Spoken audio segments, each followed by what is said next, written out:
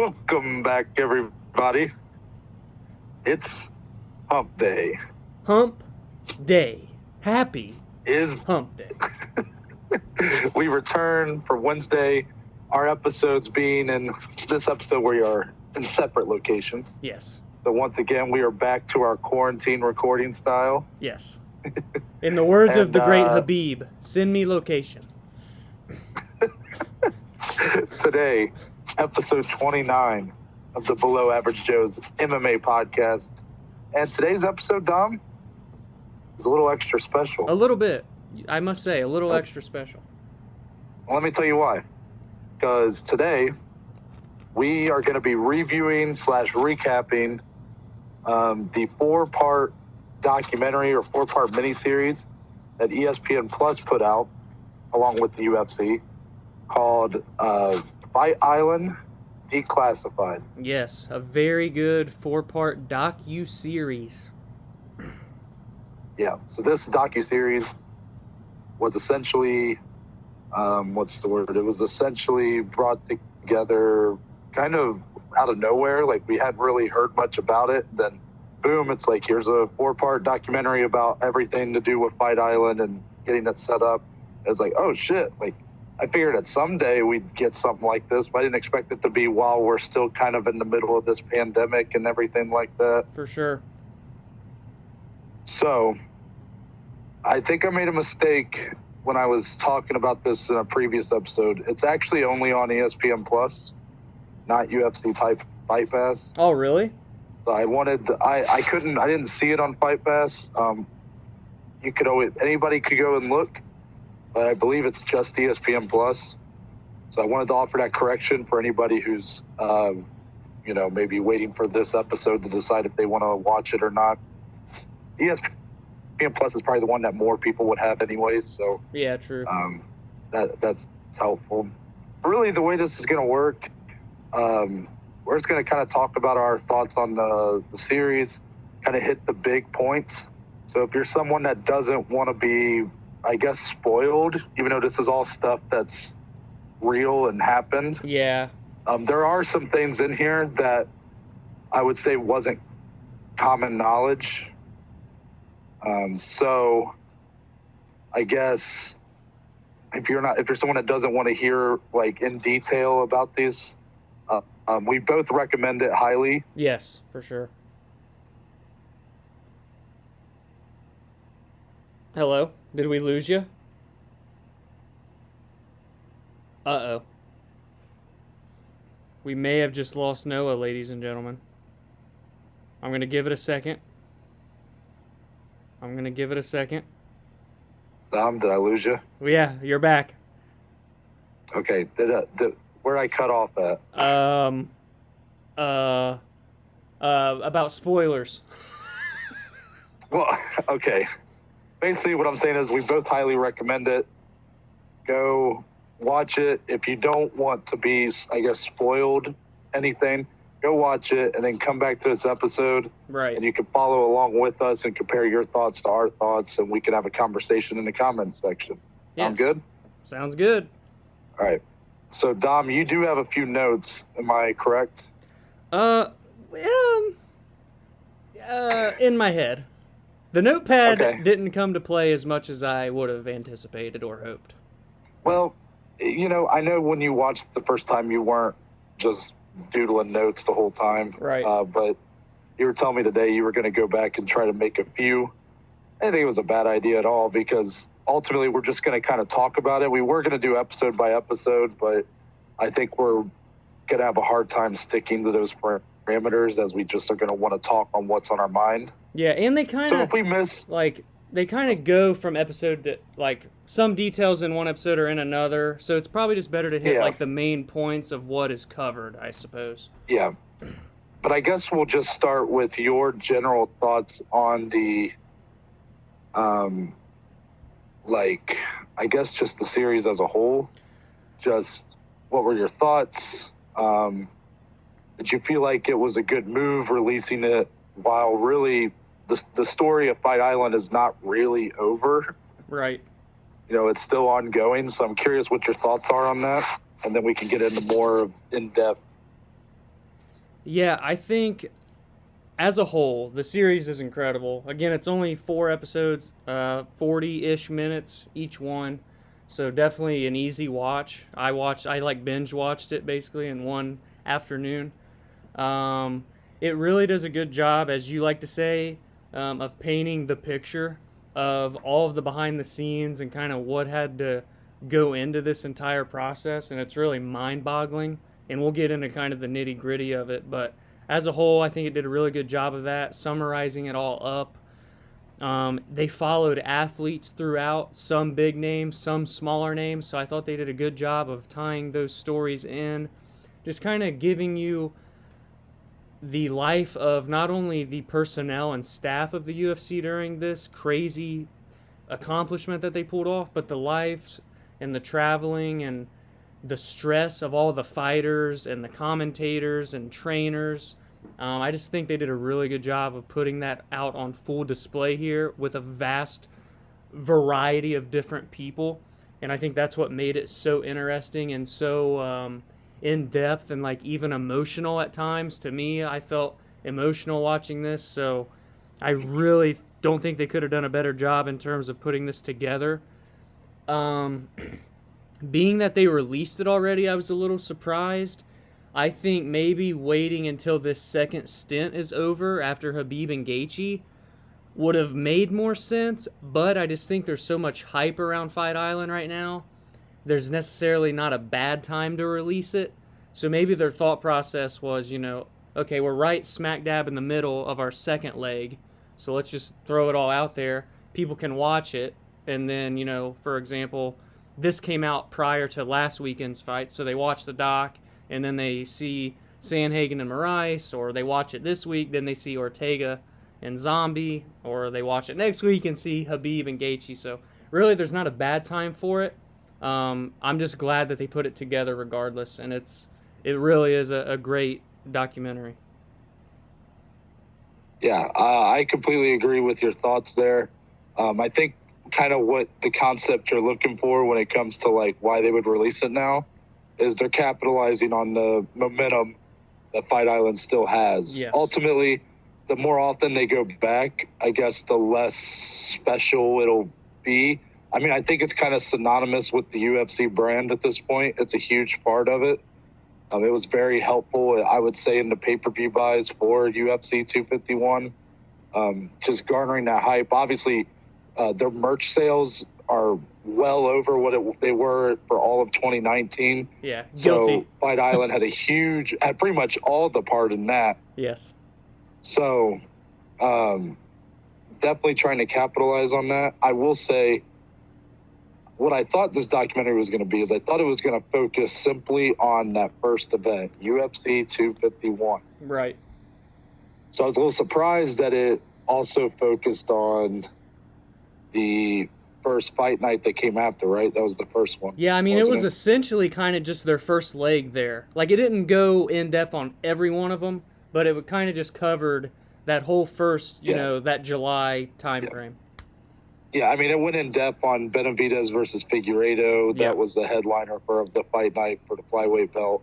Makes sense to do that. It just, I think once they started focusing on some of these other cards that happened on that first leg, it was to me a little bit more like, maybe they should have just waited a little bit longer. Like, it almost seems like they're, not to sound, I don't want to be like too negative because again, I love it. I think it's great. I'm just trying to offer some sort of area of improvement, if you will. But I guess I feel like it came off like they were high-fiving each other, like for what they did, even though really the book isn't done being wrote on it yet. Like, it's kind of a risky move because for all we know, somehow down the line, Fight Island could end up being kind of a disaster depending on, obviously, everything with COVID going on so unpredictable. For all we know, the deal with Abu Dhabi could end up being a complete mess. There's a lot that could just go wrong. I don't think it will, but I think just it's a risky move to be like, high-fiving each other and being like, look at what we did, when they're still doing it, and the pandemic's not over. It's not like we're Fight Island cured Corona. So it's a bold move, I would say, but I still am glad that we got it. I'm glad that I got to be able to watch it kind of in this time frame. Like, it's nice to see a big behind the scenes look at things that I had no idea before.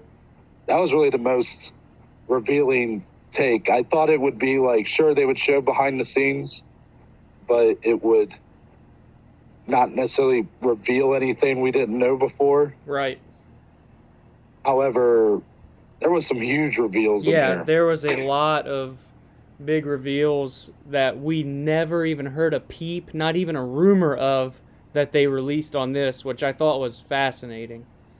Yeah, agreed. And I guess with that, we'll kind of start kind of at the beginning of this whole process, which does happen in episode 1. But essentially, the documentary starts with kind of going over all the news stories with the COVID started, the NBA season shutting down, March Madness is not happening this year, baseball is pushed back their start date, the NFL is suggesting doing it, a lot of college athletics have completely shut down. A very dire time to be a sports fan. Yeah, it gave me chills when they're playing back all those clips from the news and Sports Center and stuff, because it felt like it was forever ago when all this happened, when realistically, like, we're in October, this all happened 7 months ago. And it just, when I was watching, I'm like, man, this feels like it was 10 years ago and we're looking back on a big story. But like, no, not only is it just 7 months ago, but we're kind of still living in it. So it was really just chilling to kind of see those clips of when everything really started to hit the fan. Yeah, I completely agree. And this episode, I think Dana White's definitely the star of it. Yeah. Especially once it's showing him talking about how he's not going to lay off a single employee. He's going to try to make sure that they can still put on fights. And like from day one, he basically was like, okay, I don't need to know like how long we're going to be out. I need to know like how we're going to do this correctly. Yeah. Like from day one, he wasn't talking about, shutting down for 6 months or. Yeah, there was no break in that man's brain. It doesn't function that way. And to the credit of this documentary, it shows some of the backlash from that. Now, obviously, this being the UFC's documentary, they side with Dana on kind of that whole debate about, was Dana being greedy by really pushing this out? Was he being greedy in that? Was he putting his fighters' lives at risk, his employees' lives at risk for the sake of money? And I think in the documentary, he even says, he goes, that's the biggest piece of bullshit I've ever heard in my life. Yeah, I think he even was like, let me shut that down first things first. It was one of the very first talking heads he had of the documentary. And I'm sure the UFC has made a lot of money this year. Like, they had a great year, but you have to, when you really think about it, like, is it really like, I don't know, I'm trying to think of the word. Like, are they really making that much? Like, there's no way they made more dollar amount than they did when they were able to have fans and full stadiums and whatnot. Yeah, I'd have to imagine that makes a large part. Yeah, I'd imagine they, being that this company is so just successful and like so business oriented and like do a lot of things, a lot of firsts and a lot of eyes on it, I think that they're kind of always profitable in a sense. But this year they aren't like in the red or losing money, but they're not getting as much revenue, hence no live gate. I think very early on during all this, Dan even mentioned it's somewhere in the realm of like $110 or more million a year just off of live gate alone, which, obviously that's a big chunk of change. So it's just, it's really crazy to see.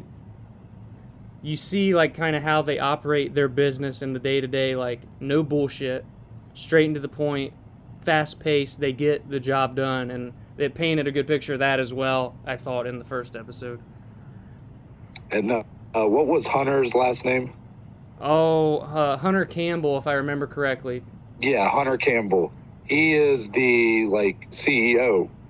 Yeah, right? He's one of those. He's the CFO, the COO, the CEO. He's one of those. I think he's the CEO. He's, I believe, when the UFC got bought by, I forget what the name of that entertainment firm is now, but I believe SME, I think, or something like that. They've changed their name, so it's hard for me to remember. Yeah. But when Zuffa got bought into this company, I believe he's I believe he's from that company. Yeah. So now he's like the CEO of the Ultimate Fighting Championship. Yeah, he is. He was also someone who I think was like a big star in this episode. Yeah, he played a big factor.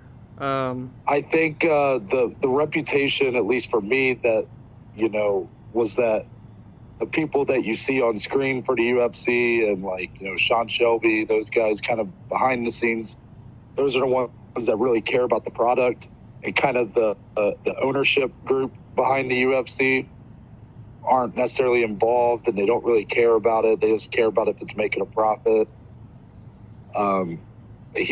Hunter Campbell, man, he showed, like, quite a bit about how he feels about this operation. He came off as how passionate he was. Yeah, he came off as a badass businessman. I'm actually looking at his LinkedIn profile right now. He is officially the executive vice president and the chief business officer of the Ultimate Fighting Championship. So quite the positions with an S, as a matter of fact. Yeah, so very impressive resume for that guy. But he was someone I had never even heard of before this, truthfully. I may have heard Dana say something about Hunter or something in the past, but it never to this extent that we'd see him on screen. And he came off like a guy who was like, no bullshit. Yeah. He's like, he also wants to give the people the fights they want to see. Yeah. And if anything, he kind of showed me he might even be willing to do it more so than Dana when it comes to opening up his personal checkbook, because we'll get into that later. But he's a big reason why Masvidal replaced Gilbert Burns in the title fight for Fight Island. Right. So definitely a guy that you can thank for that card right there. I guess the rest of episode 1, it's really a lot of setup. It's setting up this whole thing happening. So they talk about how, I believe they even kind of admitted when Dana had that interview with Brett Okamoto where he mentioned that he had secured an island. They hadn't even actually secured the island yet. Right. Did you catch that? Yeah. I believe that's what they said, is that they were looking at a bunch of them, but then once they settled in on Yas Island and Abu Dhabi, they said there was basically no other choice to be made there. They said that they had Mike Tyson reach out to him to put him in contact with some prime minister or something from a foreign country. Yeah. So they had a lot of people trying to help them out in getting this kind of deal secured. And it made a lot of sense with the UFC's previous dealings with Abu Dhabi, that's where it ended up being. Yeah. It was still interesting to see that they did have a lot of options. Yeah, and they did a good job, throughout the entire series, but that episode 1 was kind of that backbone, operations, getting everything set up. And they did a good job of showing the partnership with Abu Dhabi and Yas Island as well, showing, their director of the marketing. I can't remember their names off the top of my head, but you'll know if you see the episode. But the people in charge from Abu Dhabi's standpoint, working with the UFC and vice versa, they really did a good job of showing the relationship they have, the trust that they have.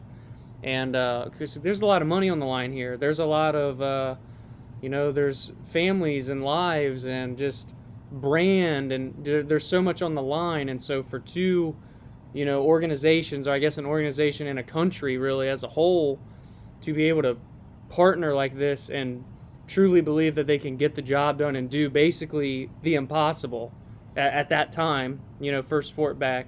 It was really cool. Yeah, completely agree. Did you have any final thoughts kind of on that episode 1 time frame to lead up, essentially? No, just really a lot of really good. Badass speech from Dana White. Yes. When he was addressing, basically, and there's multiple of those in here. There's the part where he's doing the fighters meeting before 251, which this will kind of lead us into episode 2 talking, but there's the part like where he goes into the fighters meeting and he's like, no cameras, but his microphone's still on. Yeah. He gets here and be like, I don't care if you're the main event or the first fight of the prelims. He's like, you're making history by being here and stuff like that. And I'm like, damn, that's why people will do business with that man no matter. I mean, sure, he's rubbed people the wrong way. He's said some things he shouldn't have, but when you can motivate and inspire a group like the way that man can, like, people will do business with you. You will be successful. Yeah. That's the kind of skill set right there. But in episode 1, he also kind of was like, I'm not laying off a single employee. Yes. He's like, none of you are losing your jobs. He's like, go home. We will figure this out. And they did. Yeah. Really. So, like, shout out to him for having that vision, because for me, when I was in quarantine, I can speak for myself in saying that it did not, the future looked somewhat bleak at times. Yeah, I agree with you completely. Did you have any final thoughts on episode 1? No, again, just really good at painting that story from right when COVID hit, and then a lot of just backbone operations, seeing what went on to even secure the island and get to the island. Yeah, so did you want to take over for episode 2, maybe just kind of setting it up?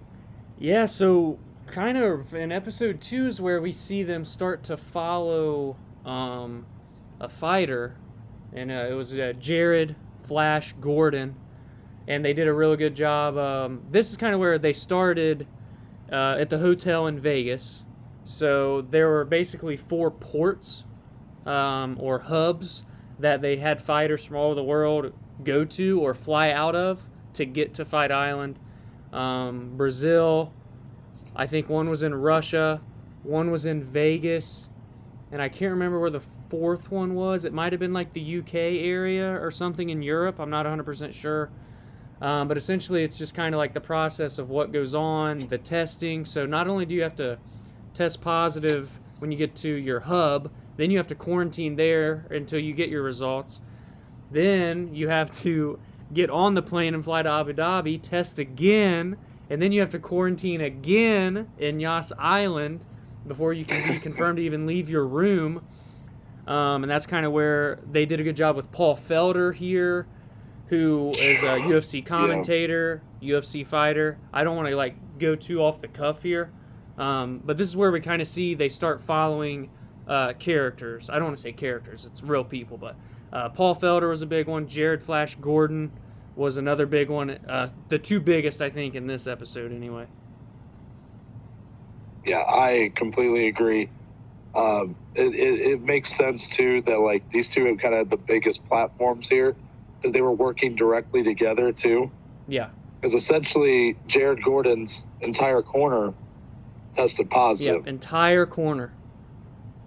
And there's even more about that we'll get into with him. But Paul Felder, who was on commentary for this card, this was the card after 251, so one of the fight nights. Paul Felder was midway through the night, went off commentary to corner Jared Gordon because that was his only training partner that was there, essentially. Yeah, yeah. But yeah, basically for Felder, I remember it was wasn't it that his first test, he was in Vegas. So he got to Vegas and he was going to fly out of Vegas to Abu Dhabi. It's a 15-hour flight. But then his first test, did it come back positive or was it? Paul Felder's from Philadelphia. And so he was flying into Vegas for his hub, where you quarantine and test. And Dean Thomas, who is a incredible UFC coach, or MMA coach, I should say, down in American Top Team, flew with him to Vegas. Well, when they get to Vegas, Dean Thomas tests positive, and they sat together on the plane. Of course, they had masks on and everything, but you can't really take that risk. So once Dean got his results back, they can't let Paul Felder fly out. They can't let him leave, so he has to stay in Vegas an extra 5 days to quarantine, and I think he has to test 3 times, and they all have to show up negative for him to leave. Right. So that happens with Paul. He does get cleared, obviously, as we kind of already hinted toward. And then for Jared Flash Gordon, he I forget where he's from, but his wife and even other family members that he mentions were all positive for COVID. And he gets to Vegas and initially tests negative. But he was around Paul Felder as well. So you can really just see all the pieces here. Yeah. But Jared never tests positive in Vegas. He's completely clear. Flies to Abu Dhabi, and I'll pause there just in case you want to fill in any blanks before we get to the Abu Dhabi part with Jared. Yeah. Basically, very somber part of this documentary, probably the most somber part, is about Jared and his wife.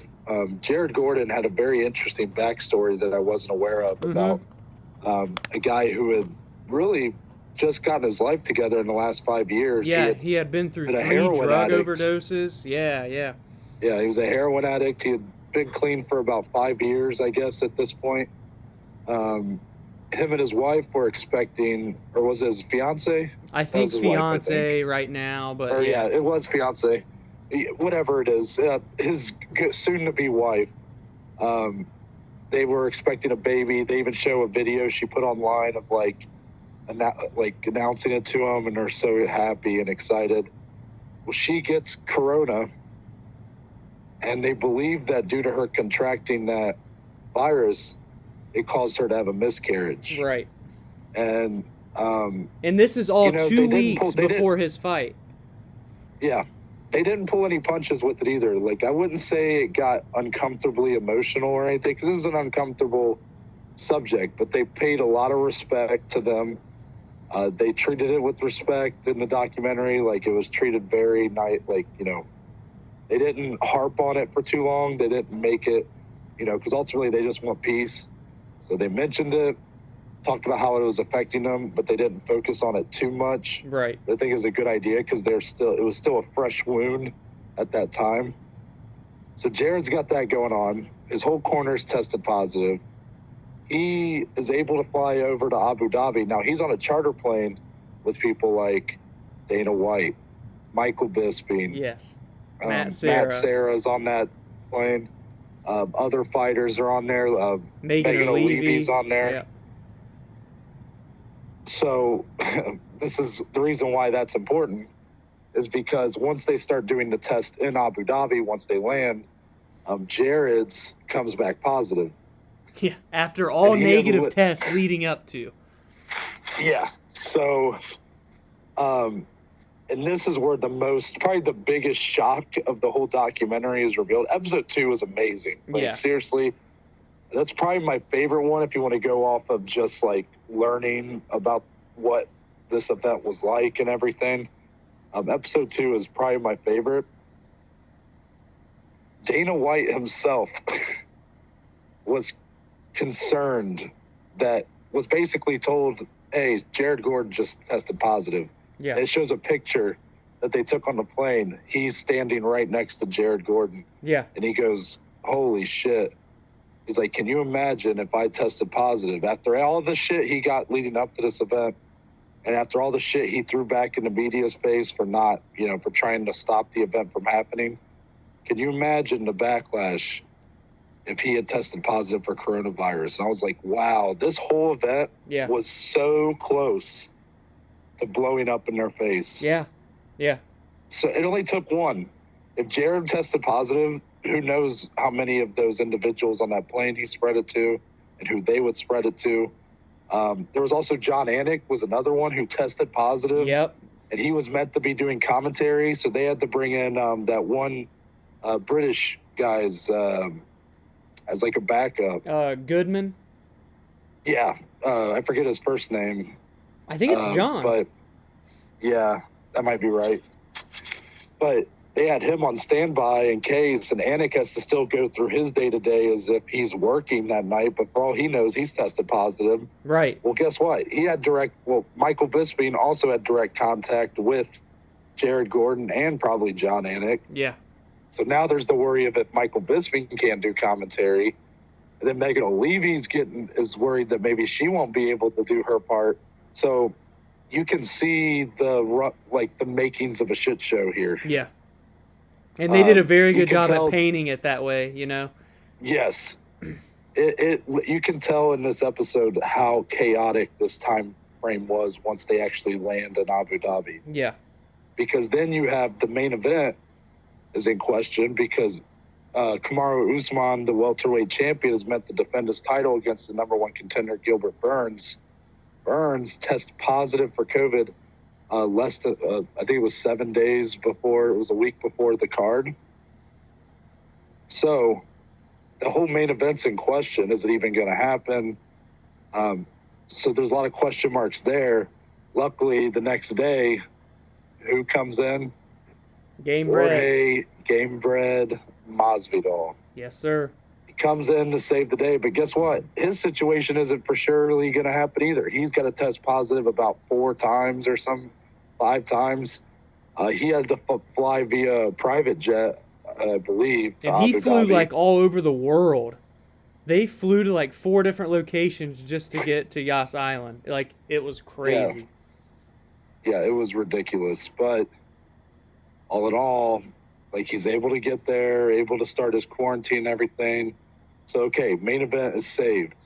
And if anything, it's a bigger main event than it was before. No disrespect to Gilbert Burns. He's earned that title shot. But Masvidal being the biggest star in the UFC. Right. If anything, it was a bigger win for the company. Right. Now they're able to figure out, like, they got the main event situation settled, but now you have basically the entire infrastructure of the event, as far as people-wise, is in question. Right. Literally, your whole broadcast team, the president of the damn company, your backstage hands, your crew, like, they're all in question on if they have COVID. They're all having to quarantine, retest, because they were exposed. So I think that was the biggest shock to me, and I think that's going to be most people's, not only the individuals who could have had it, like Dana White, but also just how fragile of an event this was, like how close it was to just going off the rails and possibly stopping us from getting any mixed martial arts events for the rest of 2020. Yeah, and in a sport and an organization where we see so many leaks and so many rumors get leaked, fights being leaked early before they're supposed to be announced, none of this ever made it to the public. And that blew my mind. So the fact that this was all able to stay under wraps and then be put on full display after the fact was really mind-blowing. Yeah, shout out to really the crew that they have over there, because I couldn't imagine going through all this. And now, luckily for them, basically nobody tested positive out of that group. Right. Jared's came back negative, which kind of put the majority at ease. Even John Anik was found negative, and he was kind of in a different case than Gordon and the rest. Felder was able to corner him and everything. He was able to get to Abu Dhabi. All in all, it all kind of fell into place, but it was such a rough path getting there that you had to, you definitely, like, I was sitting there kind of even still on the edge of my seat a little bit. Like, I already knew what happened. Yeah, it was a roller coaster of an episode. And really, it continues on from there, because then we get the entire kind of like breakdown of like the main card of that event. There's a lot about the technical side here, which I really appreciated. how Dana was really disappointed in kind of the technical production behind this event. Mm-hmm. They just did. It seemed like the crew wasn't on their game. Maybe it's just because, I mean, it wasn't like he was blaming any single person. There was a lot of people doing things that were not common for them. Yeah, they like just in their weren't normal. jobs. Yeah. So you see like audio hiccups. You see like he was talking about the thing that people are making fun of on Twitter, the graphic of Amanda Ribas being 101. Yeah. And like the one guy even tried to make a joke. He's like, wow, 100 career fights. He goes, take that fucking graphic off of there right now. So you could tell Dana's like, it's interesting because I just assume he like sits there and watches the fights. That man is like, he is like running the entire show with an iron fist. Yeah, he And has a hold on the entire production of these events. Yeah. And that's why, like, when you, if you ever see, like, the end of a pay-per-view or the end of a fight night and it runs, you know, the credits, essentially, Dana is the executive producer, and we see why in this documentary. He's literally in charge of everything. Just because he's the president of the company doesn't mean he doesn't have a say in, oh, this graphic sucks, fix this. This audio bug's happening, fix this. There was the thing where his sister texted him some organization or, I don't know, TV program was pay-per-view provider. Yeah, they were selling the event for like $655 or something. And he's like, what is going on? Yeah, it's just wild how he has a total grasp on all aspects of that company. Yeah, when his sister texted him, he's like, what the fuck? She's like, are you actually charging this much? He's like, no, I'm not charging this much. And then he's got to worry about like, oh my God, we're not going to sell pay-per-views now. People are going to see this and not buy. It was just, yeah, it was wild. And it was a complete typo from the pay-per-view provider. Yeah. Just a complete fuck up on their part. And yeah, you can just sense, Dana even says it. He goes, I just wanted this event to be put behind us. Mm-hmm. He's like, I just wanted it to be behind us so that way we had it in our back pocket. We said we did it, that we can move on. You could tell how stressful this was for him. And that's something that's really telling because for us, we were looking at it that night, like we were watching it together as like a celebration, like, yeah, you know, sport, the UFC's like back, our favorite sport. Yeah. Our favorite sport is able to really hit the ground running more than any other. You know, the 249 did that a lot. In a lot of ways, they were the first sport back. But 251 showed that globally, this sport can last through anything. Yes. So we're sitting there celebrating, and he's there in person, and he's just stressed out. Yeah, dude. And they even talked about the Peter Yan versus Jose Aldo title fight, where Aldo really got beat up in those later rounds and took an excessive amount of damage. So you see Dana being like, that ref should never be fucking allowed to ref again. It's just like, I just loved hearing Dana's little Dana-isms, really hearing how he talks, like as the card's going on. You know, he's making comments, like you get to see him in the main event when ultimately Masvidal kind of gets dominated by Usman. You see Dana and Masvidal talking, and Jorge's like, just give me 6 weeks, man.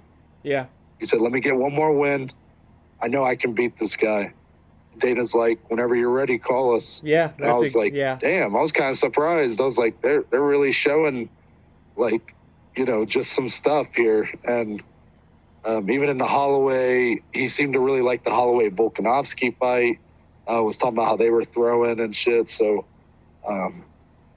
all in all, you can tell that by the end, it was a night to be proud of. But there was so much along the way, like just stressful and just action-packed day, I guess. Yeah, they had their fair share of fires to put out. It kind of, as you're watching this, you're like, man, this seems like it was this long, drawn-out, month-long just stress and who's positive, who's negative, blah, blah, blah. This all happened in like the matter of like 3 days. Like, I cannot fathom the amount of stress and just intangibles that they all had to deal with. It's crazy. Yeah, I completely agree. I mean, I knew that it had to be a lot of stress, but I figured once the event was going on, it was like, all right, they made it. Yeah. But, or even a couple days before, but it was anything but that. There was just, because I believe, Dana got news during the broadcast of 251 about, was it Joseph Benavidez that, potential, or It was about Davison. So right, yeah, so go ahead Davison and tell them about Figueiredo had tested positive for COVID. Now, again, this is in July. So at the time, he had tested positive, I think, in like May. So 2 months prior to him having to fight. And so he recovered and everything. But I guess with some people, the COVID like virus can still show up in your system like 3 months after the fact that it's actually gone and you're like not contagious anymore. So as 251 is going on, his championship fight the very next week or week after, I don't remember like the days, but was in jeopardy. And it was already a fight that had controversy the first time between him and Benavidez. So it's like, oh shit. Because we can't just put together another flyweight title fight. So that happened in the middle of UFC 251, which I guess kind of leads us into episode 3. But if you have anything else about 2. If you want to paint the picture for episode 3, just kind of,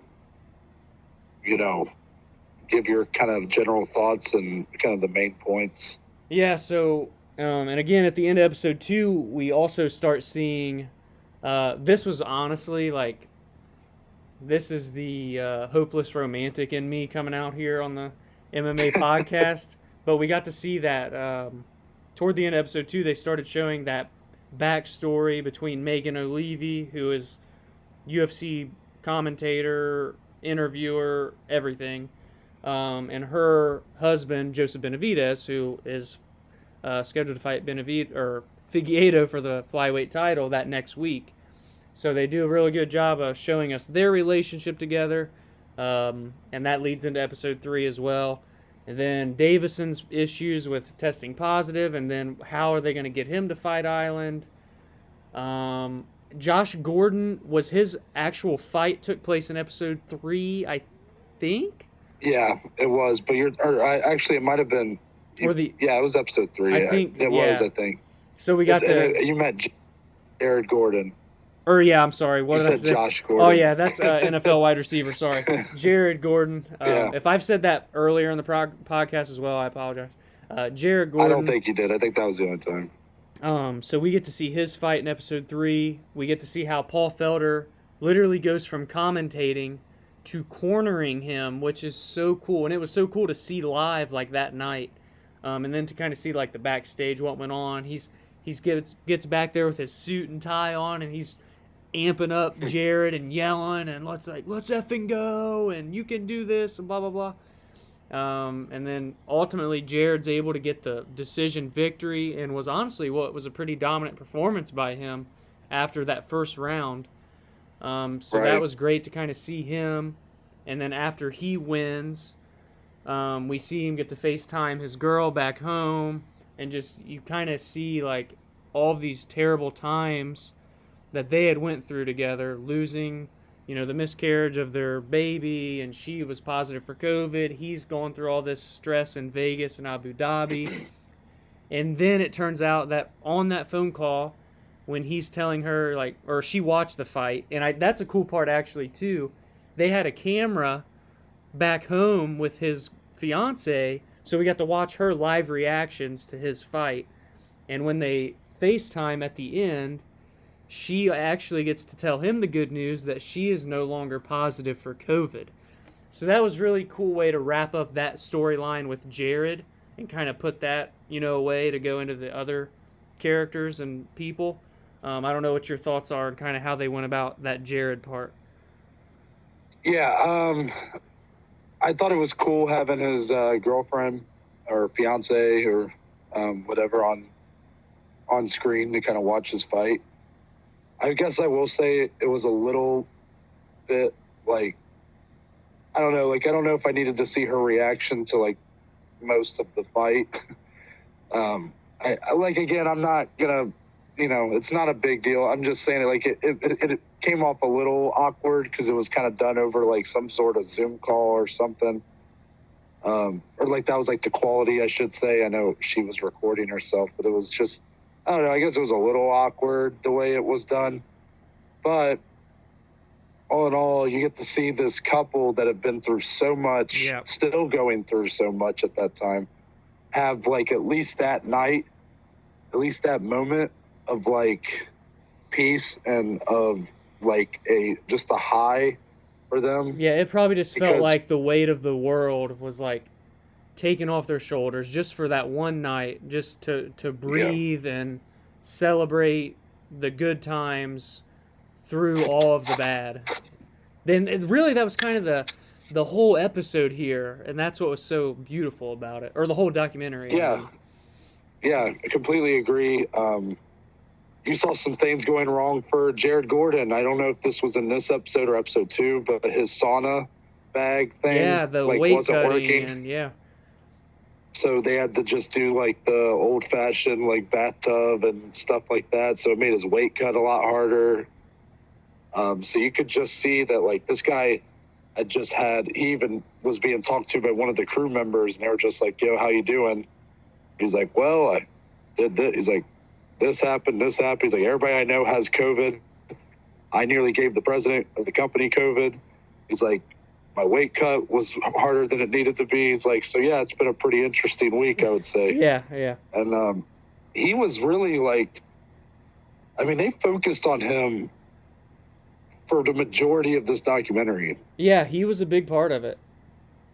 I think it was a good also thing saw guys to show up. Go ahead. Oh, go ahead. I was just going to say, you also saw guys like Hamzat show up in this episode, I believe. Yep. I love that line where he says, what's he say when he's on the beach? He's like, drinking the coconut. I take fights, I smash, and I drink coconuts. On the this beach. Is the life. Yeah. And you see Alexander Gustafsson for a second. What was the other fighter that they begin to highlight in this episode? I might have to look him up. He's from the UAE region. I'm going to have to look him up. Yeah, you will, because that's definitely someone we're going to want to talk about. But I thought it was pretty funny seeing Paul Felder try to figure out how to say Hamzat's name. Because they spent a solid 5 minutes on just him trying to figure out how to say Hamzat Chimaev. Right. Even when they were getting ready to do like the pre-fight show, he goes, so it's hazmat or something like that. And they're like, no, it's Hamzat. He goes, he starts like arguing with one of the backstage people. He's like, you just told me it was hazmat. Yeah, that was a really funny part where he was with John Anik, and he's like, so wait, he's like, how do you say this fucker's name? Like, it was really funny. Did you get the name of the fighter? I forgot his name. Munir Lazzez. Yeah. So the backstory on this guy, I'll just give that and I'll let you take it from what they show in the documentary. The backstory, the reason why this guy was kind of hyped up, not just because he's from the UAE region. This story's awesome that you're about to tell. Yeah, so apparently Dana was out to eat with his son and some of his son's friends. And one of his son's friends kept basically the whole night just being like, Dana, you need to check this guy out, give him a fight, Munir Lazzez. Like, he's amazing. I guess he had been lighting the world on fire in that region. And Dana basically booked him in a fight based on a minor's or borderline minor's suggestion. Yeah. Which is just really, and they didn't do a better job of explaining it, but it was really cool that Dana could just be like, sure, this kid can know something that I don't about this guy from the UAE. So I'll let you take it as far as what they show with him in this episode. Yeah, so they begin, as they kind of stray away from Jared and lead into other fighters. Munir takes center stage, or one of the, center stages for the rest of the documentary, outside of a few others that we'll mention. And so they mention how Dana signed him. And then also Munir had been separated from his family for nearly, I think, so again, this is in July. He hadn't seen his family since March, or maybe even sooner than that, because his wife and child, or his son rather, traveled to Italy to see her family. And literally the week that they were scheduled to fly back home to the UAE was when the country shut down. And for those that don't know, I mean, really every country shut down essentially in some sort of way. But Italy got hit really hard very early on in that March time frame. So they were very strict. No leaving the country, no leaving like to go outside and do whatever else. And so his family is trapped and he's all by himself. You know, meanwhile, getting ready to fight in the biggest fight of his life on the international stage. So they did a really good job of painting him as a father and as a family man. And I think they did a good job of showing sympathy for you feel sympathy for him and his family. Yeah, the best part about this whole thing, there's so many great pieces.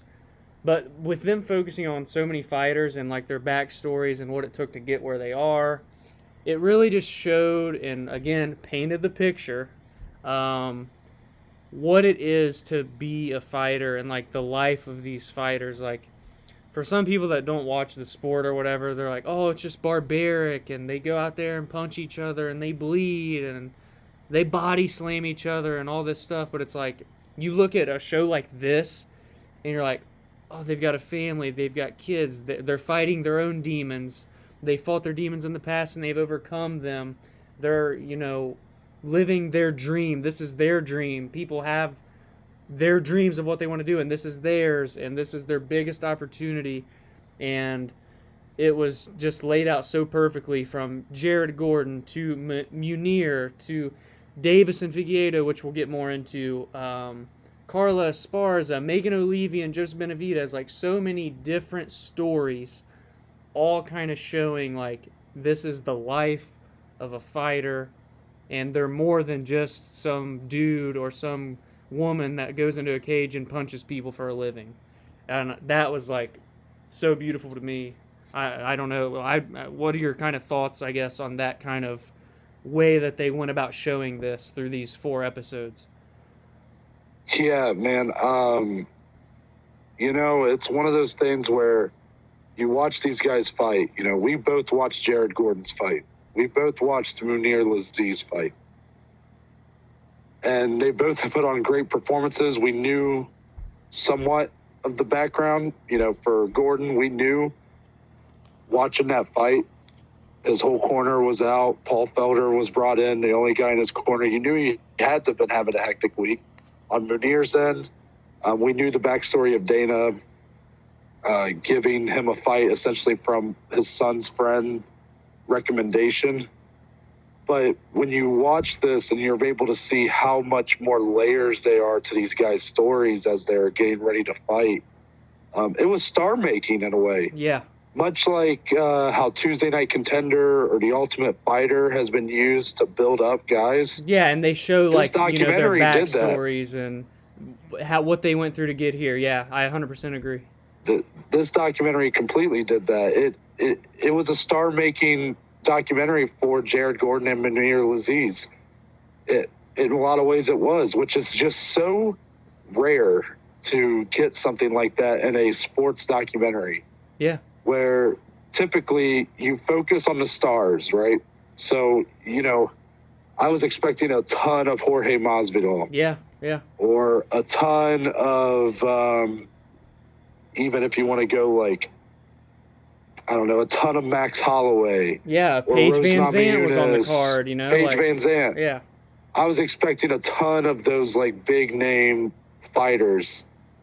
And you get a little bit with each of them, but not nearly the amount. You get 3 episodes worth with Jared Gordon, and then for Munir, he's a huge part of this episode 3, and it makes sense.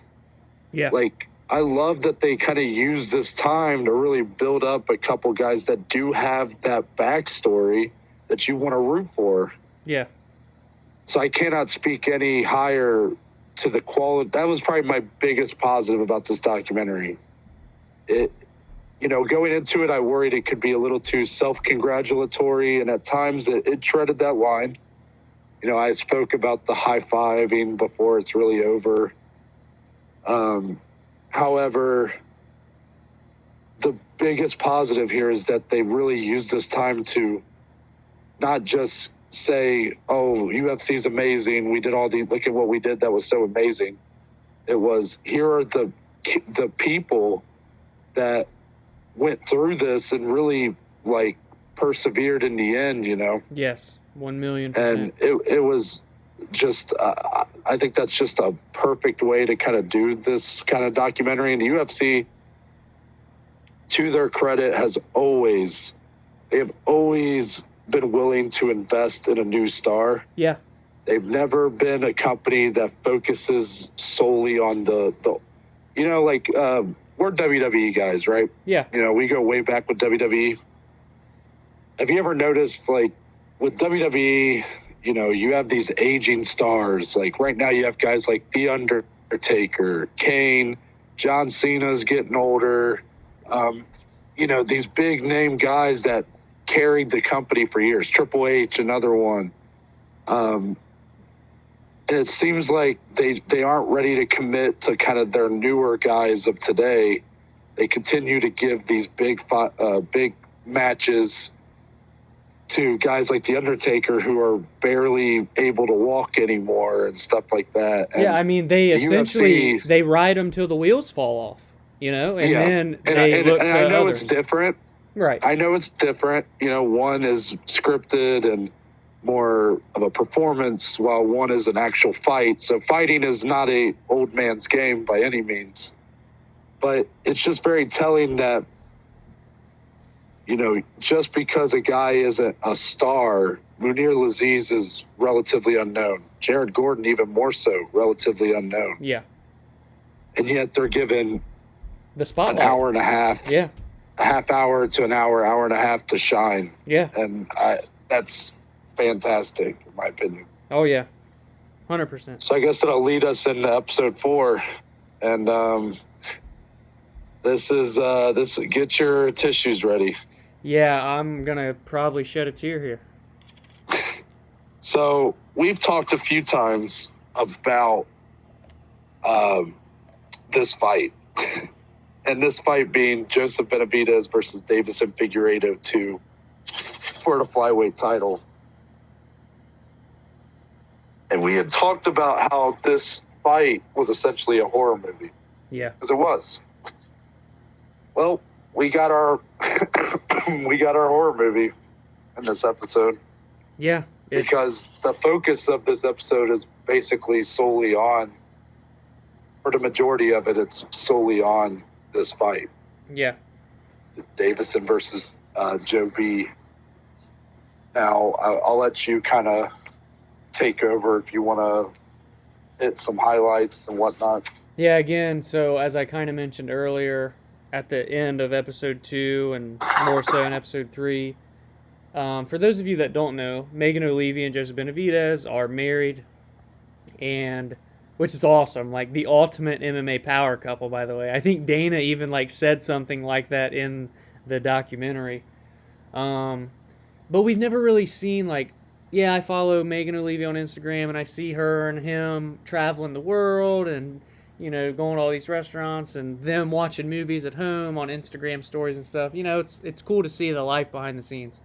But then in this documentary, they really just how they got together and how they are each other's anchors, and how I feel like I'm going into a love story podcast. This is an MMA podcast, but they do a very effective job. Yeah, and they really just show that the love and the support that those two have with one another in both of their career endeavors, which just so happen to intertwine perfectly, which is awesome. My ideal relationship, just shameless plug down the road, but not me being a fighter though, because I get my ass kicked. But you get what I'm saying. And so they really did a good job at painting that picture for them. I'm really stealing your line a lot this episode.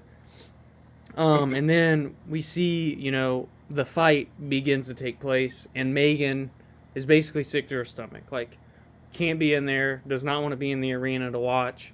So she's in the outside area walking around with one of the other UFC employees. They're like really good friends. And she's basically getting, I think she was like listening to the broadcast, because like she'd be like, oh, Joseph just got hurt, and she'd freak out, and oh, he's got back up, and she would get excited, and doing her prayers, and just, it was so cool to see. Like, you really don't see the significant other of a fighter during their fight. So they did it with Jared's fiance, and then they did it here with Megan. Megan really like hit home, like the heartstrings there, especially because Joe lost. Yeah. And she just kind of, again, that whole, they're not just fighters, like this life outside of the cage, and it affects not just them. Like, yeah, they're in there losing, and it's affecting them the most, but like their families, their friends, their wives, their kids. So they did a really good job of that. Ultimately, Joe loses. Megan's obviously heartbroken, but immediately rushes into the arena, gets right cage side to be by Joe's side, which is beautiful. There's many great pictures and videos of them, and Joe has that really heart-to-heart conversation with his cornerman. That was like really tough to hear, and like how he did everything right. He felt everything was perfect and just couldn't get the job done. So it's like, what do I got to do? And again, it's like, what goes on in the minds of these fighters? And you see it here with Joe. Like, he thought everything was perfect, and even on your best days, it still might not be enough. That's kind of like the perfect way to describe their portion of the episode. Again, leave it up to you to kind of finish your thoughts on that portion. Yeah, I mean, you did a great job talking about it there. Basically, it was brutal to rewatch it. I'll say it. Especially from this perspective. Uh-oh. Did we lose you again? No, I don't think so. Oh, okay. It just, maybe it was delayed. Sorry. Go ahead. Oh, no, you're good. It was so much more brutal, I think, this time, because you get the build-up. You get to see them before the fight, how excited they are, because ultimately they think they're going to walk away with the belt, And that just doesn't end up being the case. And not only that, but to see Joe be beaten so brutally, it really added another layer to what was already such a just hard fight to really watch. Right.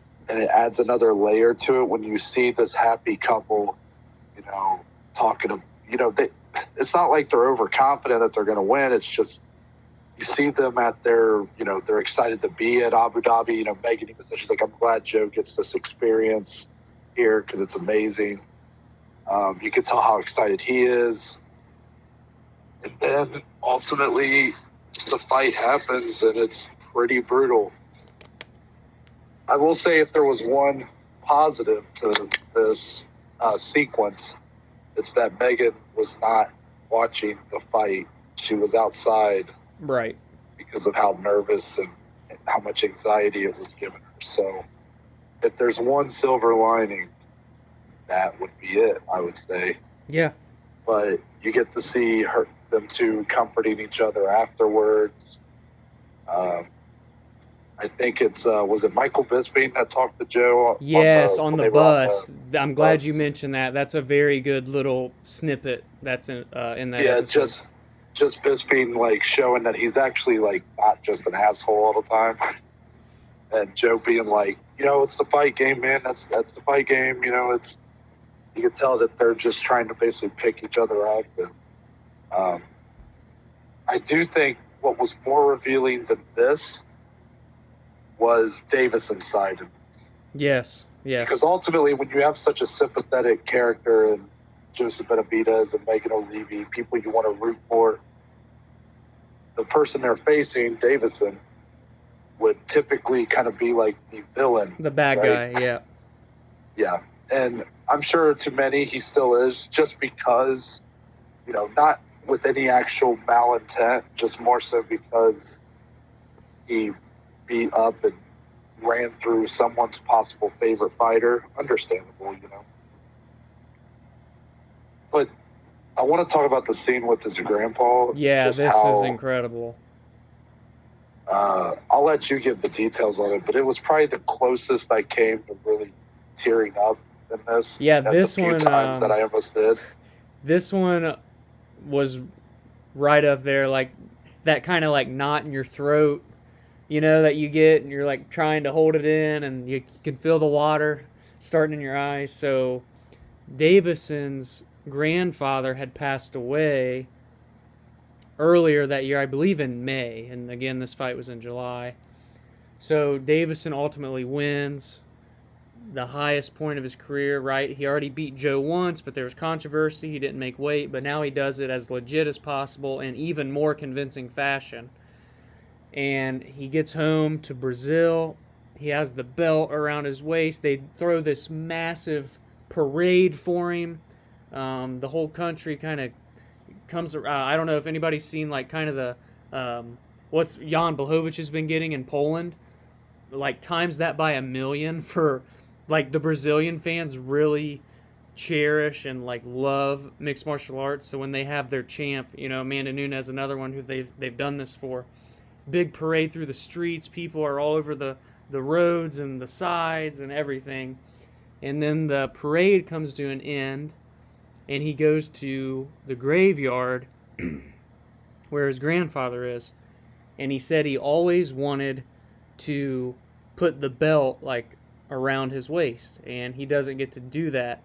So he gets to the grave, takes the belt off, and lays it right there by the grave, kneels down, prays, and just breaks down. And then I of course began to nearly break down watching this. Like it was a very it's like making me get misty-eyed just talking about it's a very like beautiful, somber moment. And again, like for the millionth time, just shows you that other aspect of this fighter lifestyle and like what they go through that we don't see. Like we see them cutting the promos, talking that trash on the stage, pounding people's faces in, and then you go back to this moment here where his lifetime goal had been achieved, and that one person he had always wanted to share it with was not there.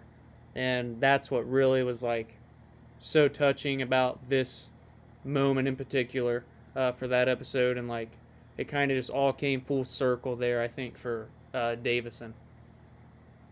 Yeah, I completely agree. I think to go off your point about that other side of the fighter lifestyle, this really showcases them as human beings, not just fighters, not just prize fighters. The term that's been used for centuries. These are real people at the end of the day with real lives, with real problems that can affect their performance. I think me and you can probably speak to some of the times in our work history, the days where we had really bad nights, didn't get a lot of sleep or whatever, really bad mornings. It probably did affect our job performance. So you see that kind of element of it's not always just who the better fighter is. So, you have these guys with you have guys going through legitimate trauma, and they're being asked to step in and fight another man. And it can be quite the challenge, obviously, because not only are you fighting someone else, you have to make weight. You have to be willing to quarantine for multiple weeks. You have to be willing to fly on a plane for sometimes over 15 hours. So if anything, this just really showed at its most extreme case what that fighter lifestyle is. And it was really just this episode really it was either episode 2 or 4 that was my favorite. Episode 4 really did like the perfect job of wrapping it all up, and kind of like that ending moment of like they did it, but not without all the bumps in the road along the way.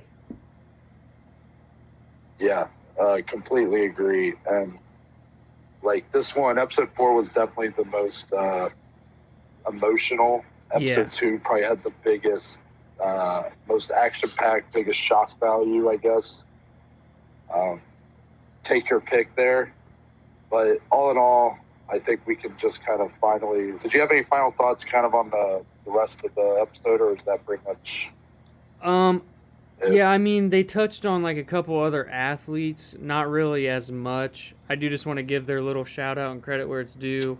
They touched a little bit on the Carla Esparza and Marina Rodriguez fight, which again, Yeah, they did. Former strawweight champ in Carla, but for Marina, another kind of like, yeah, she's a prospect and like up and comer, she's ranked, but again, you kind of just, you got to learn more about them. That it wasn't as personal for these two, but it was just cool. Like you mentioned, it wasn't all about the superstars, and I think I just, just to mention that part. And then I don't know if you had any thoughts on that fight or like their feature, but just wanted to mention it. But other than that, like that was kind of all of episode 4. Yeah, good on you for mentioning that fight, like how they kind of broke that down too.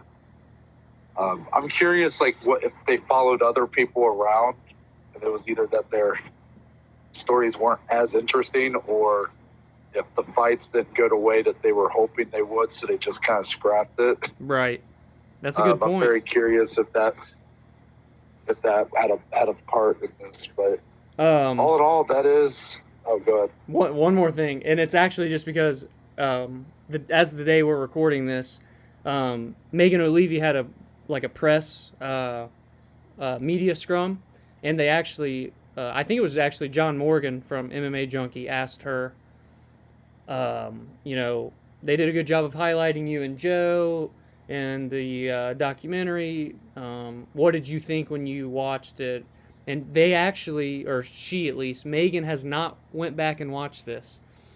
She essentially said, like, it was great to share our story and be a part of it, but I have no need to go back and watch that because it was ultimately the worst day in our lives.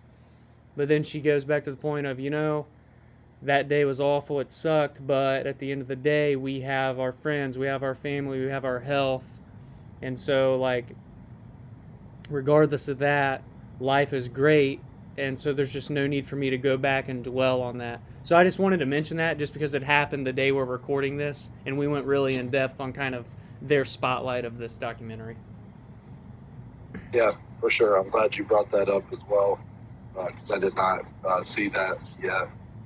But yeah, ultimately, all in all, that is Fight Island Declassified on ESPN Plus right now, 4-part series.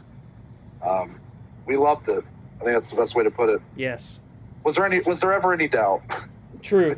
I was very excited from the rip, just because like this whole Fight Island thing was so special from a fan perspective, and then just to get to see all the, they didn't have to share like as much as they did, so that was really cool of the UFC to share that with us. And yeah, man, that's a 5 out of 5 stars for me if I'm giving it a rating.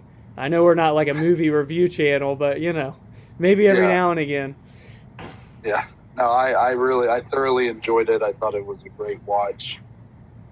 Highly recommend to anybody who is obviously a fan of UFC or mixed martial arts in general.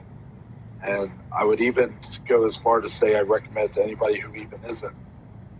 I think it's just a very interesting piece that talks about kind of the personal lives of these fighters and goes into detail about Fight Island. I think it's just a very interesting watch for anybody. But that's it. So, Dom, tell the people where they can find you on social media. But first, I forgot to preview the next couple episodes. That's what I thought. So, Friday. Oh, they ain't ready for this. Hey. Yeah. I'm not even ready for this. We are previewing #UFC Fight Island 6, headlined by one of the most exciting fights of 2020. Yeah, for especially this division. The Korean Zombie, Chan Sung Jung, is fighting T-City Brian Ortega. In some ways could be a title eliminator. This fight is incredible, and I cannot wait to break this down with you. Co-mained by basically a number one contenders match, potentially for women's flyweight, as Caitlin Chukagian, who just fought for the title back in March. She's going to be going up against Jessica Andrade, the former strawweight champion, who's making the move up to flyweight for her first time. So that's already a pretty stacked card just there in itself. Yeah. But we're going to break down the rest of the main card along with those two fights, give our thoughts. And then Monday, we will recap those set fights that will happen on Saturday. You can watch them on ESPN Plus as well.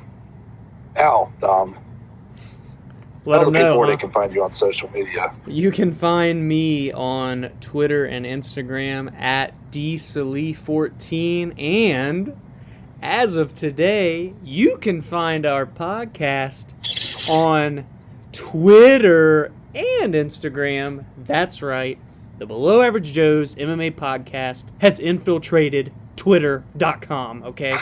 And it's going to be a damn good account to follow, so you want to make sure you're there.